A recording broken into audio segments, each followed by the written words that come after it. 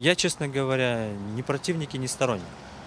Если это будет правильно для нас, если люди будут это принимать как нормально относиться к этому, я думаю, что вполне возможно, да. Это очень тяжело перестроиться, потому что столько расходы надо, сколько время надо.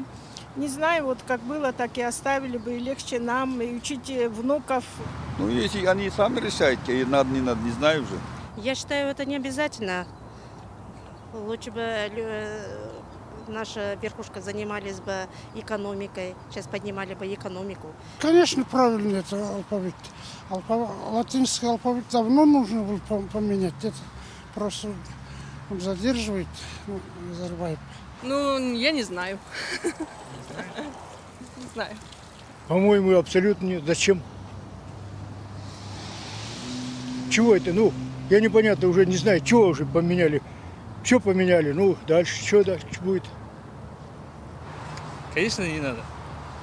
Почему? Это же казахский родной язык. Как его? На латинском. Знаете, у нас время не такое уж легкое. Не хотелось бы какую-то часть бюджета переводить именно на эти цели. Это, во-первых. И, во-вторых, наверное, у нас есть другие какие-то моменты, куда можно было и силы народа перевести.